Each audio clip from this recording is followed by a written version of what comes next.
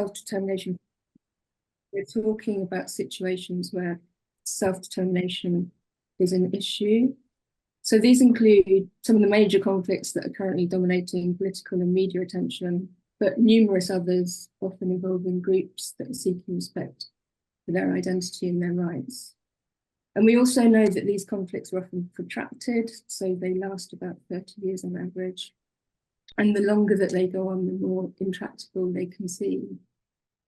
But despite all this, there's often a limited recognition of the self-determination dimensions of conflicts among policymakers and practitioners. And there's often a reluctance to really engage with some of the legal and political barriers to better understanding or preventing or resolving them.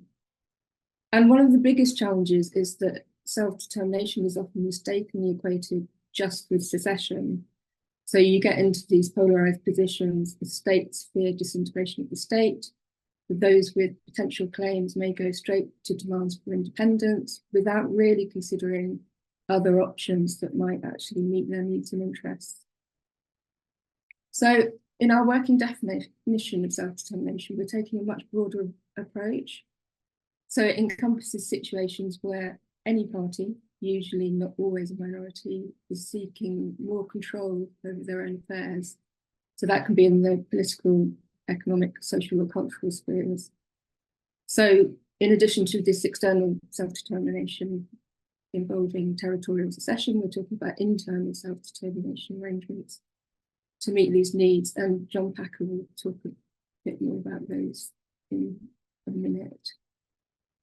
So I think, one of our key messages is very basic. The first step in addressing self-determination conflicts is to recognise and acknowledge their existence. So as peace practitioners, we need to sort of really understand and then seriously engage with these dynamics of conflicts and identify the causes or drivers of violence that are related to self-determination. And we know that we need to get better at doing this. We also know that's very difficult. As I said at the beginning, they present distinct or sometimes enhanced challenges.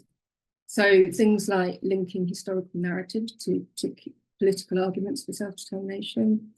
And then you have this common framing of claims related to identity and belonging and territory, which can make them really complex and hard to resolve. And also the fact they tend to be, well, almost always are, asymmetric. So with the central state holding the balance of power, which makes it very difficult to incentivize and then to engage with claims meaningfully. So we're not saying that we need to change the whole mediation or peace building process, but we're saying that peace practitioners do need to be on the lookout for and to try and address these dynamics. So incorporating into their analysis and developing responses using kind of self-determination lens. The second big reason we wanted to do this work is that it's very relevant for CR and SPF. So self-determination is an element of almost all of the work we do at Conciliation Resources, including in Kashmir, which my colleague Toby will talk more about in a minute. It's also relevant to SPF's practice. They work in the Patani region of southern Thailand, where the Muslim Malay population is seeking self-determination. And Akiko Hariba is here to share some more insights into the work there, where she's been engaged for more than a decade. So in the report, and hopefully in this session, we set out some approaches and some practical examples, which really aim to demonstrate that although these conflicts are very difficult to resolve, there are things that could be done to keep dialogue alive and help to move processes forward. And essentially, we take a people-centered, inclusive approach. So that starts with, we say, people, not territory. So starting really with the diverse needs and interests of the population. And that's as a way to broaden discussions, consideration of different options, and trying to help break down, where you may have a polarized situation at the level of elite negotiations. So bring more perspectives and voices into the discussion. So much of our practice involves working with local peace builders and civil society.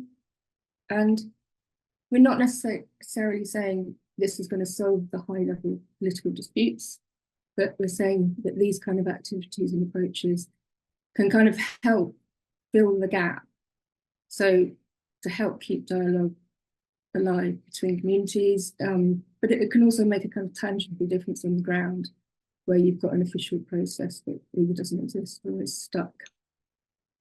And the last thing to say is just, the theme of the whole conference. We're having this conversation in the context of a world in flux. So in terms of geopolitics, declining respect for international law, and also this changing and more fragmented peace mediation landscape, which includes a shift away from these kind of linear concepts of peace processes. And as we're all aware, this presents a lot of challenges, but it might also provide some opportunities in some of these different spaces and at different levels outside of high-level negotiations. So I think there's also a little bit of a challenge for ourselves as peacemakers to be reconsidering our own roles in addressing self-determination conflicts in these kind of very complex, multi-level contexts. So I'm going to hand over to John Packer now, who will contextualise the discussion with some remarks on really the bigger picture in terms of international law and practice in relation to self-determination. So John is Director of the Human Rights Research and Education Centre at the University of Ottawa in Canada, and he's also a special advisor to us on this work. And then John will hand over to my CL colleague Tahir, who will talk about some experience in Kashmir. And as I mentioned, Akiko is here from SPF, now actually also Nippon Foundation. So they're both going to share some of their insights and experience from their work and practice. So as we go through the presentation, please feel free to note your questions to speakers in the chat or your observations, and then we'll come back to them in the discussion. Thank you, and over to you, John. Thanks very much, Sally, and welcome to those who have joined us for this conversation. So I will just add, before going through the normative framework from which we proceed, which is to say international law and evolved international relations, that the impetus, of course, is factual based. And as Sally explained, the kind of conceptual or ideas that motivate this project, my own professional experience over now almost 40 years is a preponderance of conflict situations where self-determination is a principal element or source of dispute, whether expressed or not. That is to say, some actors may articulate their grievances or their claims explicitly in terms of self-determination, or they use other frameworks about essentially more control over their own destiny, over specific issues. It could be identity related, it could be territorial, it could be natural resource based, but it's a tussle over the politics of authority and control over destiny, whether that's also environmental and so forth and so on. And that we have observed through various databases that this is actually, we could go through a lot of them, a common recurrence in violent conflicts around the world, at least half or more, depending on one's perspective. Situations in which I'm personally involved right now: Ukraine, Russia, Northeast Syria, bit Sudan, Myanmar, and so forth, or of course, Israel, Palestine. These all have explicit self-determination elements or substantial implied ones.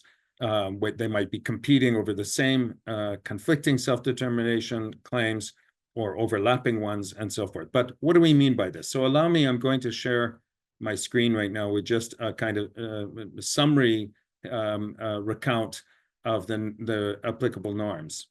So I'm hoping you're seeing, or are you seeing? I'm hoping. Let me just get this into one. Yeah, there we are. So the normative sources of self-determination. I'll reference something which is not law, which was often referenced as Woodrow Wilson's January 1918 speech, known as the 14 points, which aimed at the end of the First World War. I mean, it wasn't incidentally the first to talk about these points. Stalin wrote an important piece in 1913 on the nationalities principle, where he expressed a similar idea. And the essence of the idea is that every nation should have its home. In fact, in Woodrow Wilson's 14 points, if you read them, which was, of course, focused on European, at that time, sort of nation-state paradigm, he doesn't actually use the word self-determination, but he talks about things like independent determination, sovereign authority, control over territory, political autonomy, and so forth. So, but the focus here is that nations would have their own states in summary. Now, this idea, skip forward into hard law. The UN Charter in 1945, after the Second World War, in Article 1, adopted explicitly in paragraph 2 the principle of equal rights and self-determination of peoples. So here, just I want to draw your attention to that. It's not nations, it's peoples that are the subjects and the recipients of this right of self-determination. Not nations and not states, but peoples. Now, that wasn't quite clear what that meant. And so, of course, in the post-Second World War context of decolonization, especially, in 1960, the UN General Assembly adopted a foundational resolution. And there are two resolutions I'm going to refer to here.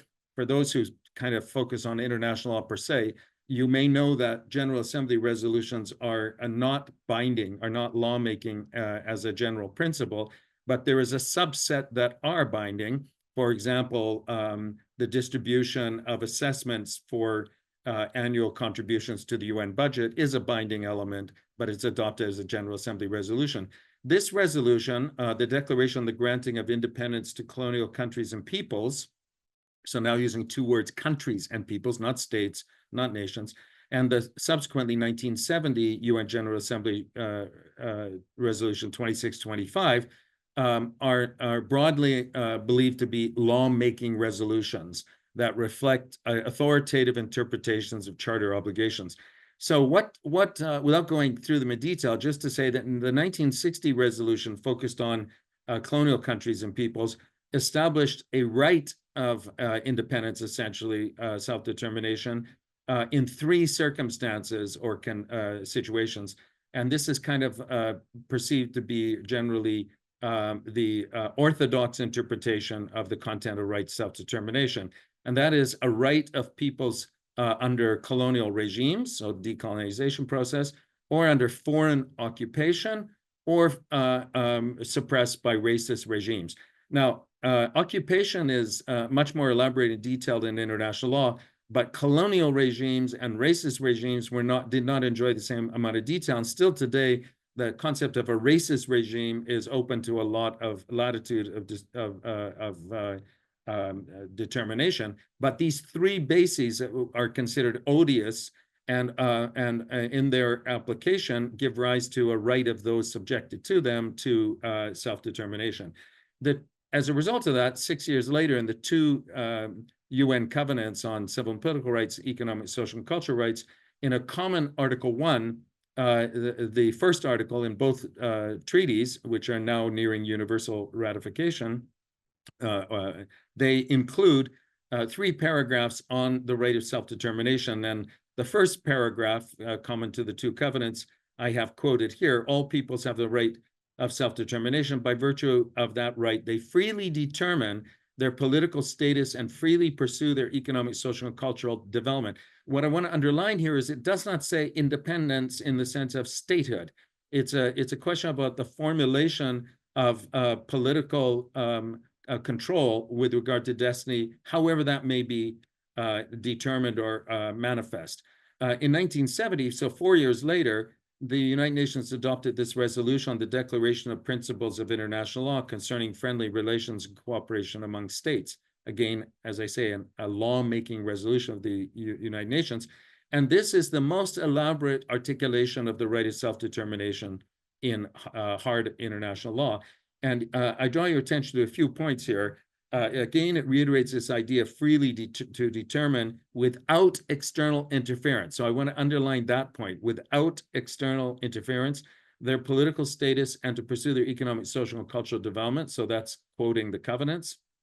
But it says, as well as the duty of every state to respect this right in accordance with the provisions of the Charter. So this is now limiting the right of self-determination to its integrity within the UN Charter itself, its own internal and legal, conceptual legal coherence. Including, it then goes on to say, the establishment of a sovereign and independent state. So that's one option, a sovereign independent state. The free association or integration with an independent state, meaning another state. So one part could of one place or could join potentially another state, or the emergence into any other political status freely determined by a people constituting modes of implementing the right of self-determination. I think I made a spelling mistake there. But so that begs the question, how is that done? How do these peoples manifest this? In the post-Cold War era, there were new articulations of this idea, partly reiterating variously what they might, reiterating the basic norm, a foundational norm. The Helsinki Final Act, for example, in 1975, in Principle 8, reiterates the right of self-determination. But it adds on this idea that negotiations, including changing frontiers, would be through peaceful negotiations or peaceful means. And so begging questions about resistance, use of force, and so forth. Remember, the UN, it's supposed to be internally coherent with the Charter. So that gave a kind of rise to questions about, well, principles such as uti possidetis juris, this idea that administrative frontiers and territorial integrity should be somehow retained or respected, within which, for example, ideas of autonomy or self-governance could be elaborated. And the emerged idea was two kind of nodes of manifesting self-determination. One would be external statehood, independence, and the other would be internal, all forms of things less than independent statehood. This is not elaborated in hard law, but this is where a lot of the real tussle comes from, might give rise to civil protest, rebellion, and civil war and interstate conflicts. Sorry. So the last part I wanted to mention there, I skipped ahead, is the UN Declaration of the Rights of Indigenous Peoples in Article 3, which says that it reiterates the idea of self-determination, but explicitly confers this with regard to indigenous peoples, again, not specifically defined, and then it reiterates the same kind of foundational norm. I'm going to get out of now the stop sharing that, and I'm just going to say two more things in this regard. The first is that it's not clear what the thresholds are for the kind of triggers exactly, but it is generally understood that a kind of persistent repressive regime, which is not acting in good faith and consistent with obligations under the Charter, including the fulfillment of human rights, and giving rise, for example, to or vindicating the right of the general population to determine their future, the will of the people, so to say, that kind of severe repression is the basis of that right of self-determination that might include external self-determination. So that's definitely considered one of the triggers. However, that there's a second issue here, which is about the recognition, if one does talk about external self-determination, the dependence on recognition by other states. There's a longer discussion in that, but that is a thorny issue. The other point I wanted to mention is this use of force question, because of course the UN Charter and system prohibits the use of force with regard to interstate resolution of disputes, and largely confers quite a latitude on the state to use force to maintain law and order and so forth, but consistent with the Charter of the United Nations. And therefore, you can't use force to deny a right of self-determination or undermine human rights and so forth. And so that, again, is another kind of tricky normative question that hasn't been perfectly settled. I'm going to stop now there.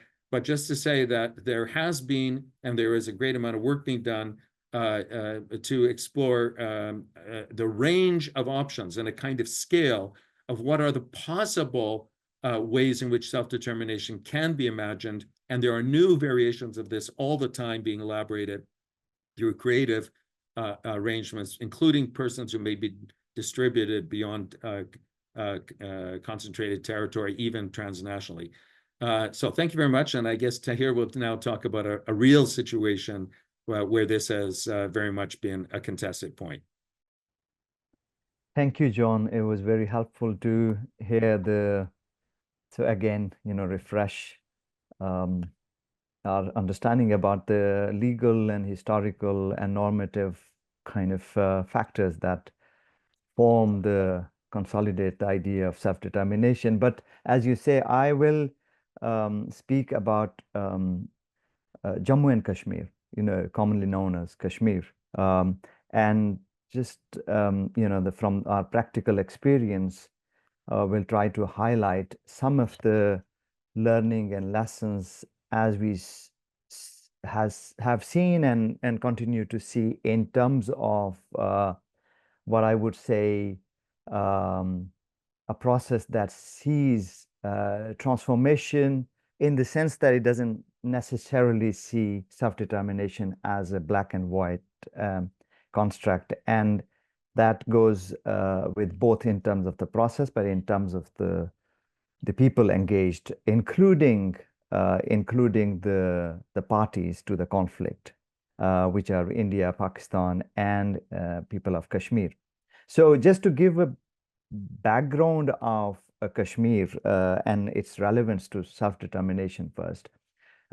It's a test case, sort of case of self-determination. Kashmir historically started back in 1947, coincided with the decolonization and partition of India and Pakistan, and Kashmir being one of the princely states within that region got sort of embroiled in that two-state sort of division, and predominant population of the Kashmir state wanted to remain independent. But situation developed which did not allow practical options for any state. There were many, more than 560 or something, but Kashmir was by far a very big one, and with a very complex,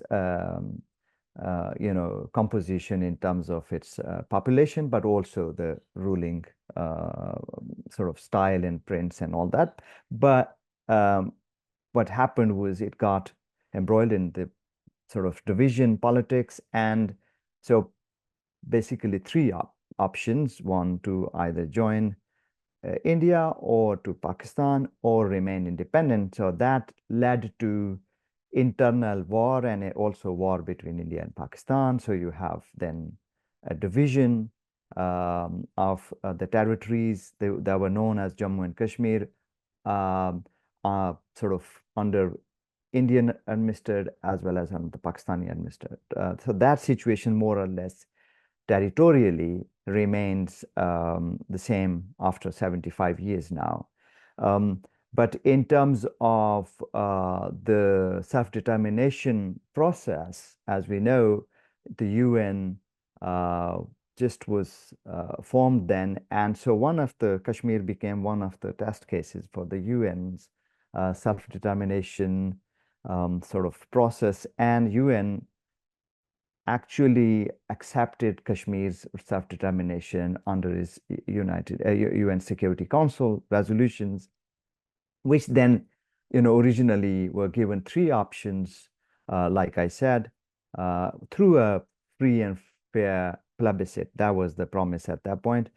And subsequently, very quickly, it was changed through the intervention of India and Pakistan jointly, that the options were reduced to, joining either India or Pakistan. But principle of self-determination was accepted, and a promise was made to do the plebiscite, which unfortunately, despite efforts could not take place. Then the UN started looking at mediation, appointed a commission, which worked for 5 years, but still could not get anywhere with the parties to agree the circumstances which would allow ultimately plebiscite to happen. And the subsequent to that, globally, internationally, including with the UN, the thinking developed that it would be ultimately an issue that would be best resolved between the two states bilaterally, India and Pakistan. So you have a long then history of bilateral negotiations, which also did not, unfortunately, succeed. And now I think for the past 30 years or so, we have seen a resurgence of this voices from Kashmir and perspectives and reassertion of this, people's perspective from Kashmir, that they are, the most important aspect of it. So this is generally the historical thing. But what we have seen most recently is that India revoked the semi-autonomous status of its administered territories in 2019, and that has, of course, caused anxiety within Kashmir, but also that's contested by Pakistan. So currently what we are seeing is a lot of sort of instability within Kashmir, and of course India and Pakistan relationships are quite bad, and so there are no negotiations going on even on Kashmir or anything else. So that's the context. But in terms of our own experience as a peace building organization, in working in a context of Kashmir, in a self-determination context, what we have learned and what we continue to observe is that it is possible to work in a self-determination context, to offer alternative approaches to understand the exclusive positions and exclusive understandings of self-determination. So within Kashmir, the claim for external self-determination is the predominant issue, secession from territorial secession from the parent states or state and joining of the other side. So that's kind of the larger thing. But underneath it is a huge historical baggage and factors that actually have been possible through the peace building lens and engagement to engage, despite the fact that the overarching question and the unresolved question of self-determination is still there. So what we saw was that one of the factors that actually enabled understanding and presenting alternative approaches has been different use of language without discarding self-determination claim. And that emanated from the kind of a golden period in India-Pakistan negotiations over Kashmir from 2003 and 2008. And one of the principal sort of framework and the language that enabled that space was the articulation that the then Indian Prime Minister Atal Bihari Vajpayee articulated. And he said, look, Kashmir is a resolvable issue and it can be resolved. Maybe there are constitutional and other problems, and I think we got stuck with that, but Kashmir can be approached and resolved through a different framework. And the framework he called it's Kashmiriyat, which means Kashmiri identity and a syncretic culture of Kashmir. So that's kind of a locally understood. But he said there is a Kashmiriyat model, but then he said there is also Insaniyat, which is a word for humanity, and he said, look, there is also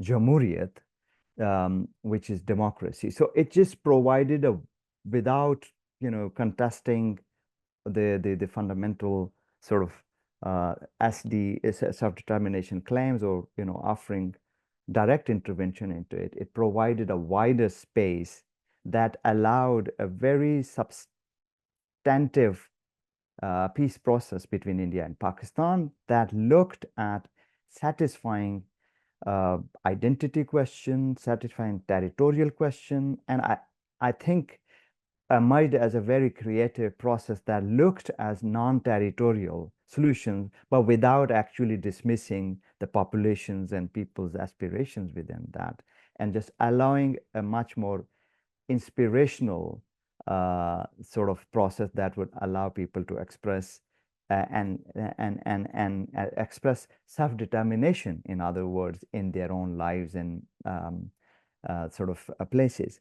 So that's one thing, just, but again, just point that sort of to be also made is that this process did not mean that, the fundamental issues under self-determination in terms of rights and in terms of self-governance, in terms of religious identities, education, claims to, language and linguistic identities or others are dismissed or they can't be resolved.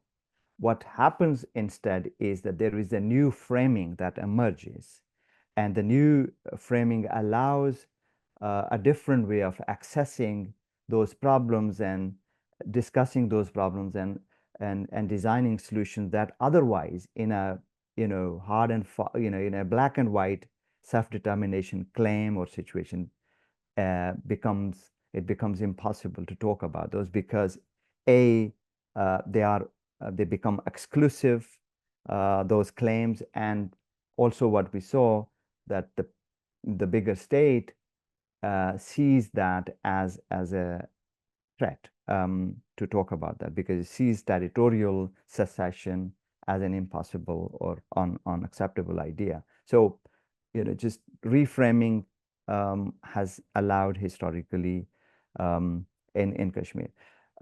So the other things that we saw was, in terms of the peace process, working with people across divides, despite like the unresolved secession or self-determination claim, has been possible in terms of building cross divide and cross community and across multiple divides, the shared sense of as to what those primary issues pertaining to their identity, pertaining to self-governance, pertaining to expression of identity are. And one of the things that we did in Kashmir was to build this cross line of control, confidence building measures through trade relations, through educational cooperation, through media collaboration.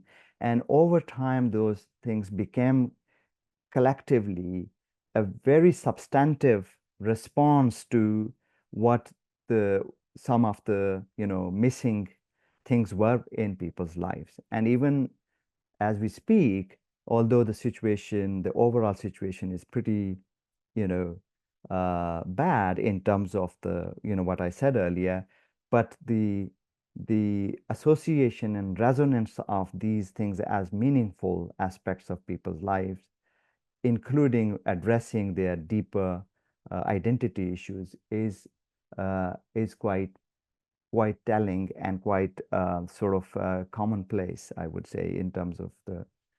So again, the point that these are the different ways to access that. And then one last thing that we noticed was that it's useful to also look at intra-party sort of discussions within that. In this case, multiple groups within Kashmir, for example, including the ones who claim external self-determination. It has been possible for us to accompany and allow their participation. So now in Kashmir's case, there is no official negotiation process. So where Kashmiris are a party. Every now and then you see India and Pakistan negotiating about Kashmir, although currently that process is also stalled. But whenever that was happening, it was just bilateral between India and Pakistan. So Kashmiris are not part of it. Now, I think it begs the question, how are you going to address that, without them?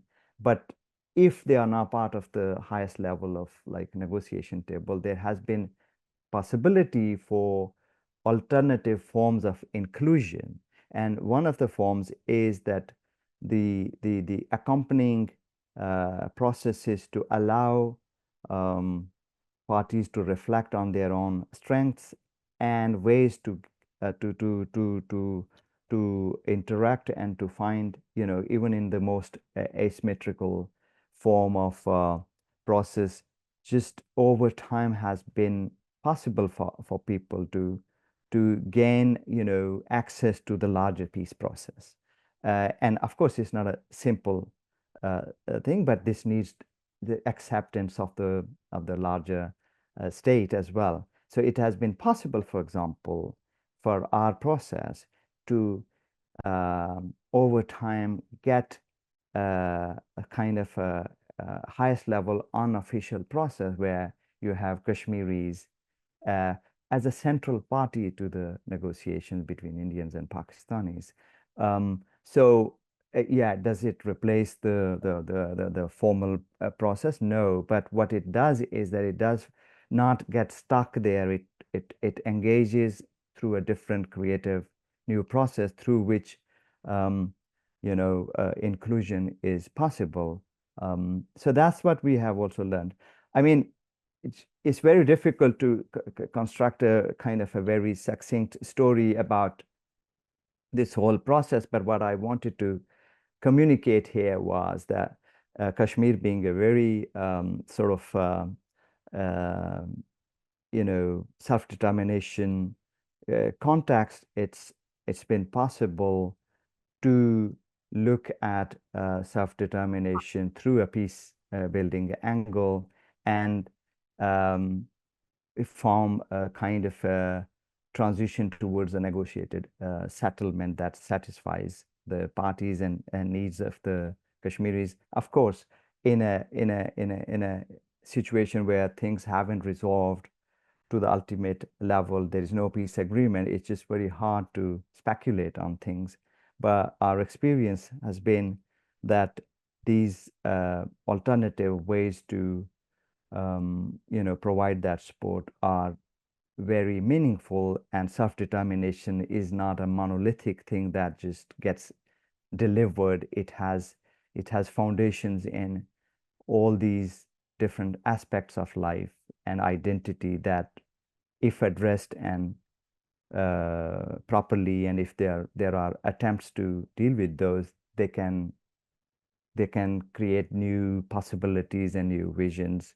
And final thing is that, as you can imagine, it's a very long-term process.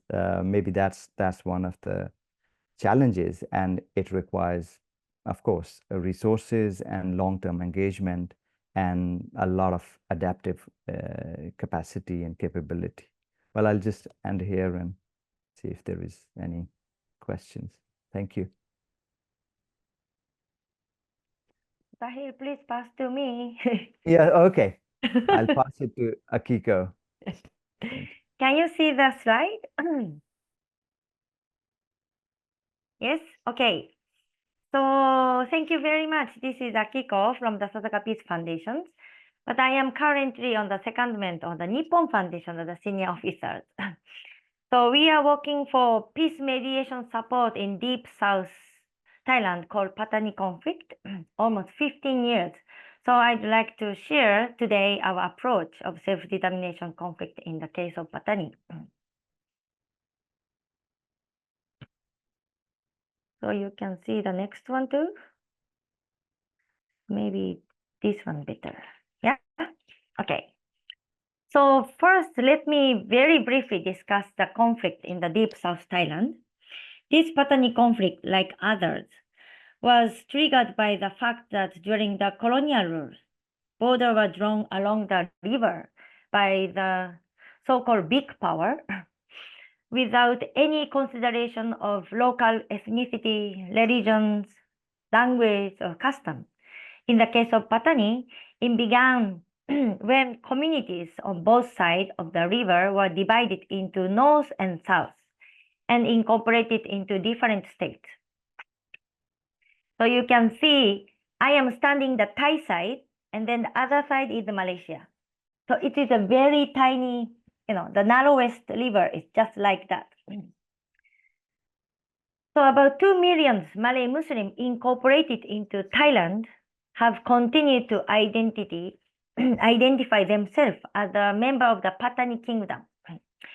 In the process of nation-state building of Thailand, again I will back, in a very centralized system, the Patani conflict began fight for liberation by those who feel their Patani Malay identity in danger due to the forced use of the Thai language, the suppression of Malay culture, and the continued environment in which they cannot speak freely politically. And since they have a demand related to the self-determination that they want to decide their own future, the political movement has become partly armed. In largest armed group, in the conflict, the Thai government and the BRN, Barisan Revolution Nasional, the largest armed group, are currently engaged in the peace dialogue since 2013, with the Malaysian government acting as a facilitator. However, the problem is that many of the Thai side do not call this conflict a conflict, but consider it is a terrorism by some radicalized Muslims. And many on the Malaysian side do not understand it as a self-determination conflict in that they consider it to be a Muslim minority issue. A senior member of the armed group BRN recently told me that we need a political space for free and safe discussion.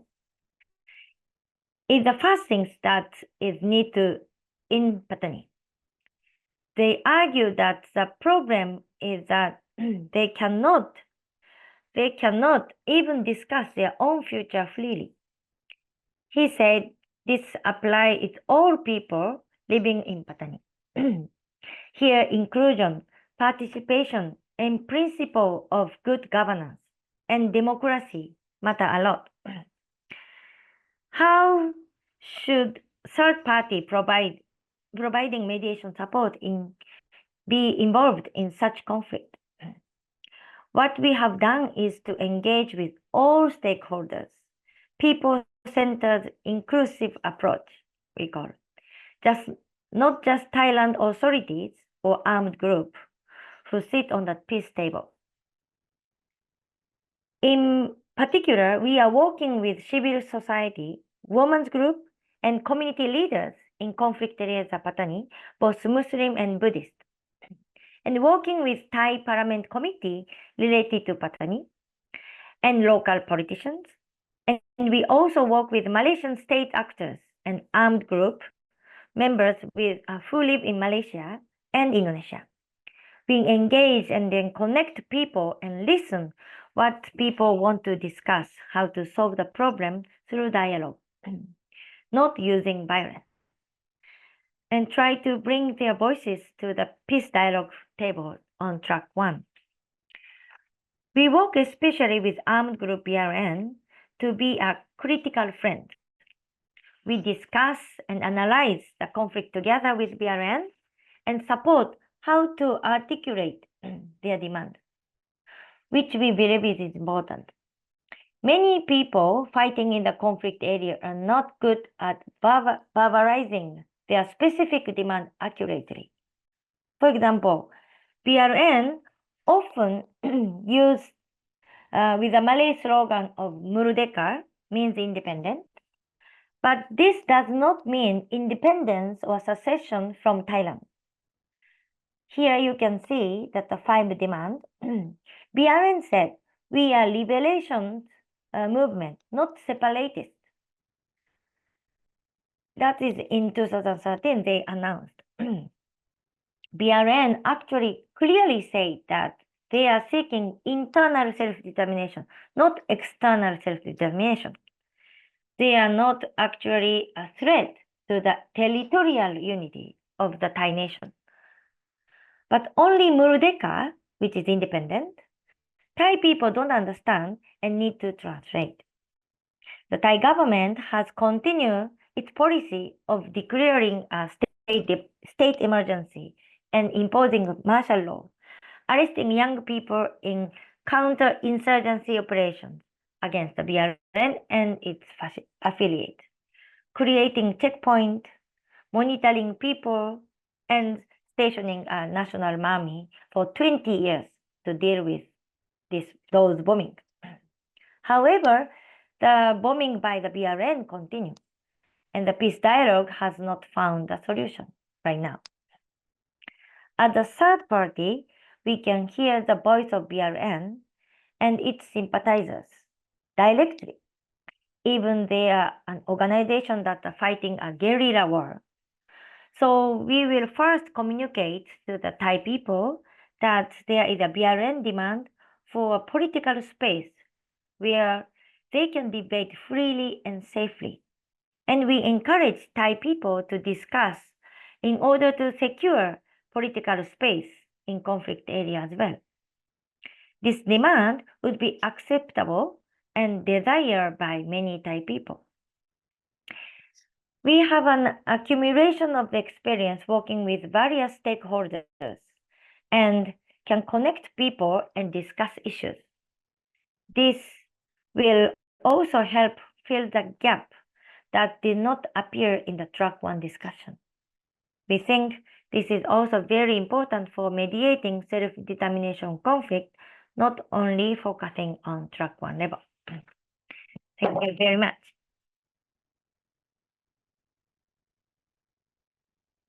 So, Sally, please. Thanks, Akiko and Tahir and John, for those presentations. There's a lot to absorb and many different topics covered. So I'd like to just open the floor to anyone who has specific questions about the presentations, or if you have observations or experiences to share from your own practice.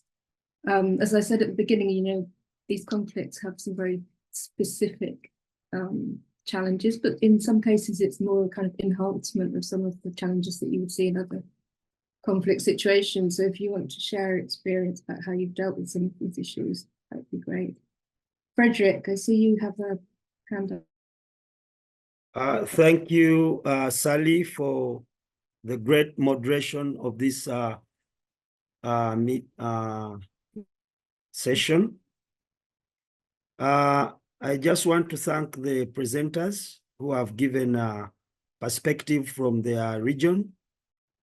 And I feel this is key to what we are facing as citizens, but also as grassroots peace builders.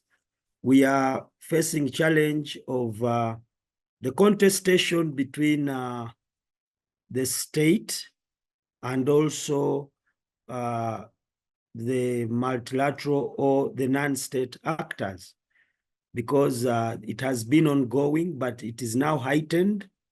And I've had the experiences from those other parts of the world, and they are not different from what we are seeing here in Africa or in Uganda, East Africa, Uganda, because it seems to be cutting across. And this is what we need now to focus on. How do we bridge this gap, this polarization between the inherent role of the state, because this brings out the issues of state sovereignty, self-determination, nationalism. We are seeing all these rising patterns of nationalism and renationalizing, closed door policies, you know, yet the world is dynamically and rapidly becoming more interconnected. What we are having right now is a testimony of what the future will look like. But then the states are not prepared for this. And that's why we are having the shrinking civic space. We are having peace builders being at the front, the marginalized or being targeted and all these kind of things, and violent conflicts erupting left, right, and center because the states were not prepared for this changing global order. So this is a question we need to continually grapple with.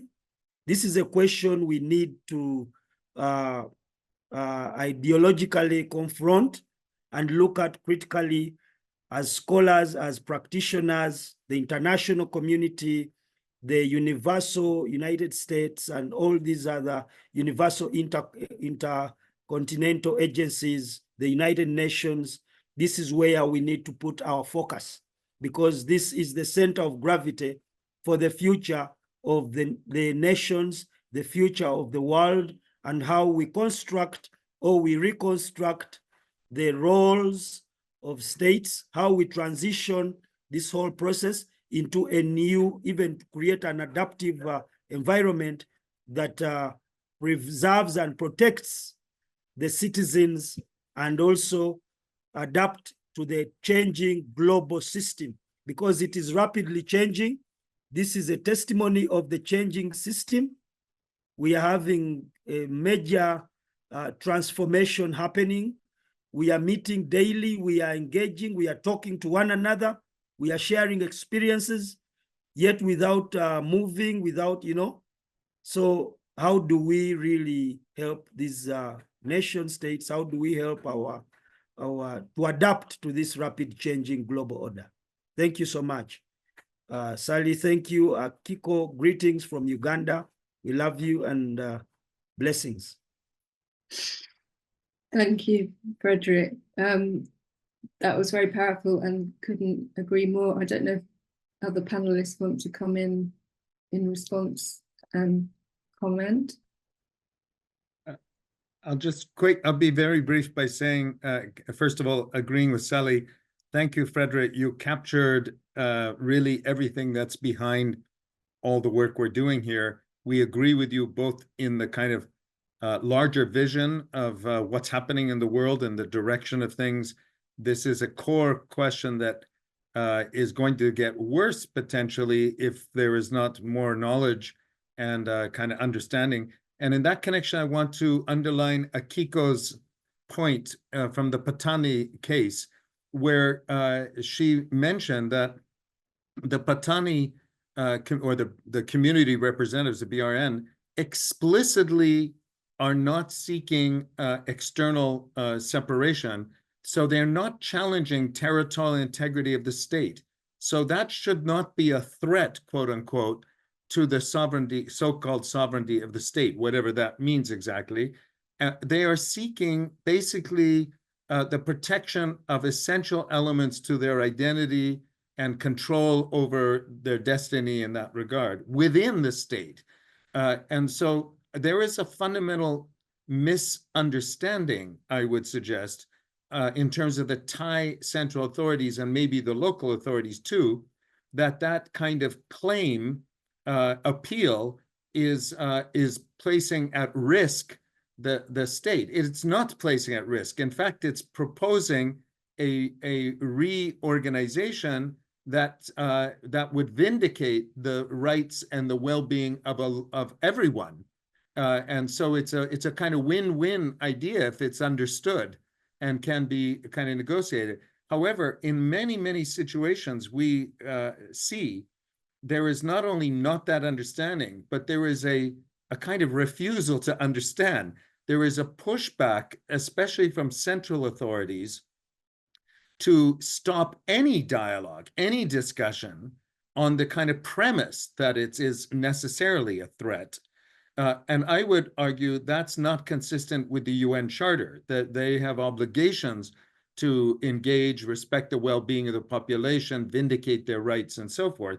So, you know, this kind of invocation of sovereignty and the nation state paradigm, which is not the UN Charter actually, and is actually a European 18th and 19th century paradigm. It's not from history or the rest of the world. That's wrong-headed and not actually international law. But the other problem is that many of the groups that make their claims like this, they are also not sure what the alternatives are.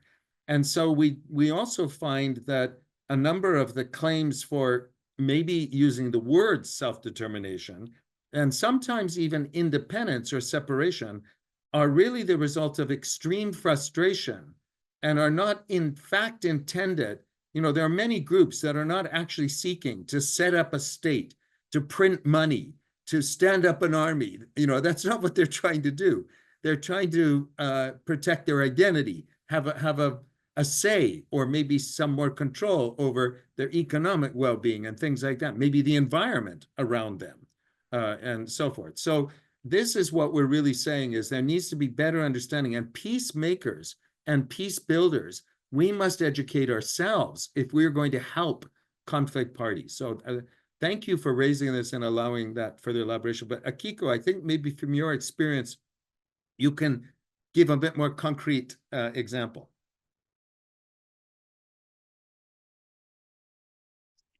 Thank you very much. But Professor John already articulated very well that's what I wanted to say. But I just wanted to link to the Frederick comment that the shrinking civic space is really big things in Patani right now. So people wanted to discuss whatever their future, they wanted to decide whatever, but there are really no space, political space within the region. That's why they have accumulating their frustration and stress. Then they go to the, to the armed, because they don't know how to solve this problem. So it is really like, if we can listen more carefully what they really want. And of course, their problem is really difficult to articulate what they want. That is another problem. But if, like other mediator or peacemaker, we need to really listen what they want. That is really fast things. So thank you. Thanks very much. Are there any more questions or comments from the floor? I've been told we're actually due to finish in about 5 minutes, but we can have some extra time because we started late. So please do feel free. Can I ask a question of people like Frederick? And we have never met, so and I think I've changed planes in Uganda on my way to South Sudan and elsewhere. But how would, from your own experience and perception, which you so well articulated, what concretely would you think would help? I mean, we are thinking of, the need for training conflict actors, training community representatives, training mediators, that they understand this subject matter. Many of them are afraid to even touch it because it's there's an allergy, especially of state authorities.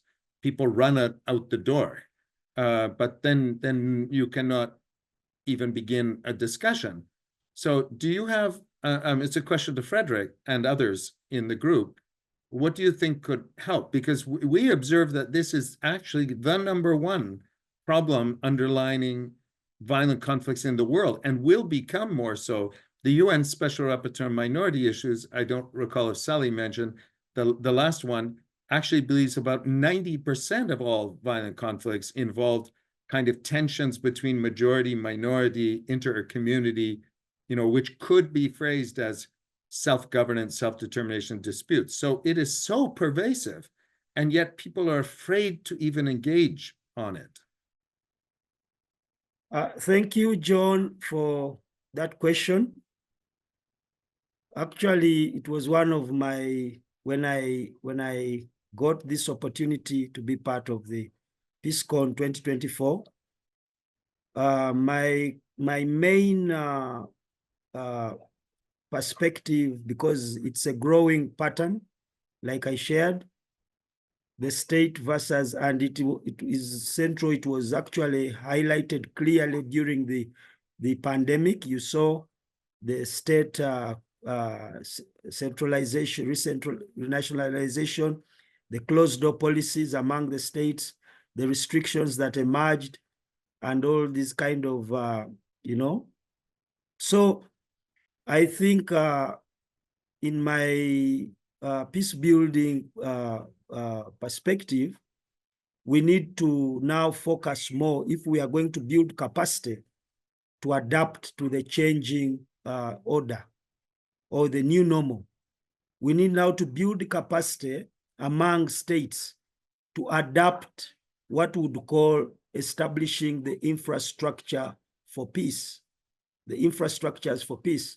And under the infrastructure for peace, this involves having systems, policies, but also structures within the grassroots or within the communities that have knowledge, you know, of, because like you had the former president of Ireland in the opening session say that peace will determine the future of the human race. And this is central, because the peace building structures, the infrastructure for peace, establishes or facilitates modalities and mechanisms that help to mediate, mediate disputes, but also perspectives among actors within the state, but also within the non-state fraternities. So if you have these infrastructures, if you have policy frameworks, if you have systems that have a leaning towards peace building and conflict transformation mechanisms, then probably we are going to have it may be a progression towards the, you know, because this is a contestation, it's historical, like you've just mentioned, Mr. John, you know, and the nation state, like you said, is not so old. It's a new phenomenon. People are now talking about city states as part of the trajectory of the future. Are you seeing? So it means that now we need to have the infrastructure for peace established, but also engaging states and also actors to adapt to this. This is, I think, in my submission, would be the first step in addressing that disparity that is creating a lot of tension among states and also in the international community.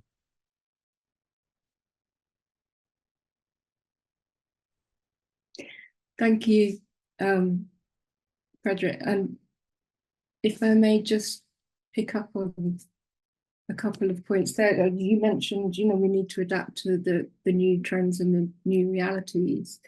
And, you know, the talk now is of city states and different models. One of our colleagues who works in the Horn of Africa has been observing, you know, the decline in the interstate respect for sovereignty, and, you know, how that, I mean, that's not necessarily a good thing, but how that, in a sense, opens up opportunities for kind of reframing and rethinking about borders and the nation-state paradigm.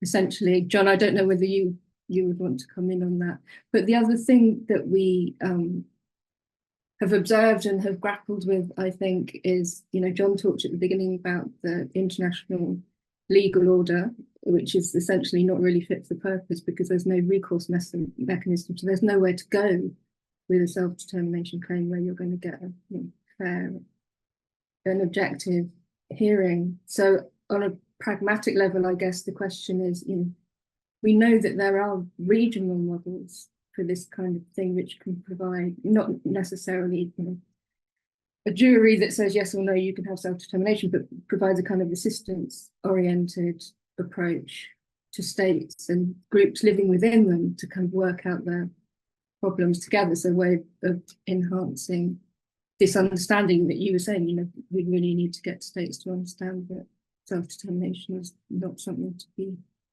feared. John, I don't know if you want to say more about. I'll just say very briefly, and in the moment we have left, that if we just look kind of empirically around the world, and as Frederick was reminding us, this is the challenges are now everywhere, but are manifesting in quite a range of different ways and different contexts. And for those of us who study peace and conflict and so forth, in different stages of conflict and so forth and so on. But the essence of it, people wanting to have some more control over their lives, essentially, and to live with fuller dignity and fulfillment and so forth. This is essentially the question, and it's not going to go away. So, but I think in terms of things changing globally, we're in the midst of, as Sally mentioned at the beginning, a flux, a kind of a situation where our institutions and even our norms are not quite fit to respond. Here, I think the basic norms are quite strong, actually. The will of the people, voice, but how you reconcile them, how you manifest them, this is requires a creative and a goodwill endeavor, which is being suppressed by those who don't want it even discussed. And as Sally says, there's no place to go. In the long term, we really probably need a complete paradigm shift, because we're increasingly living in a globalized world with climate change and so forth. But, as Churchill, I think, said, or it was attributed to him, in the long term, we're all dead. So we have to work in the kind of short term, in the immediacy of the tensions that exist, and work our way through the changes. And in that regard, I think by engaging more, learning more, and I think this is incumbent on the peacemaking and peace-building community, that we educate ourselves better and help educate others better on this subject specifically, and not be afraid to address it. Israel, Palestine, or Ukraine, Russia right now, but also Tigray, we could make many cases, major conflicts, Sudan, they're all about self-determination and conflicting self-determinations, including, of course, the security elements, the resource elements, and identity elements. But we need to tackle them, and we can't be shied by those who wish to close down the space for even a discussion. And I think this is all we're trying to do as a project. I know that Conciliation Resources, which has long been in this kind of area of work, and the Sasakawa Peace Foundation, which is committed to support this, has recognized the problem, but it's still the tip of the iceberg. We have so much we need to do. And again, I'll just say thank you to those who came to listen. And yeah, just maybe to add to that on the challenges, we were having a conversation internally about the EU and where money is going now, and the focus that's going away from peace building and mediation and towards hard security and militarization. And we were basically told, well, that they're only interested in Ukraine and Gaza. And I'm sitting there going, yeah, but Ukraine and Gaza both have very strong self-determination elements to them. But I think we've also had an issue with actually using the terminology of self-determination, even when trying to engage with the EU. So I think the challenge is to find ways to get in there and have this conversation and raise some of these issues without making states fearful. And I'm not sure that we've cracked that one yet. But yeah, just to say, I think with the way that certainly European Union policy and practice is going at the moment, it is increasingly a challenge. Are there any final comments or questions? We have a couple of minutes before we have to close. That's rather a depressing note to end on, isn't it? But hopefully you remember also, and perhaps look at the report also, that there are these things that are happening, and I'm sure all of you have also engaged in peace building and mediation practice, where we are trying to do things in the gaps, you know, and find those spaces and those entry points where we can continue to work in very difficult circumstances. So, unless there are any final words or comments, I will say thank you very much for coming and for staying. Frederick, thank you for the discussion, and do get in touch with us if you have questions or you want to discuss anything that's arisen from this session today. Otherwise, I'll let you go. Thank you. Thank you. Bye. Bye.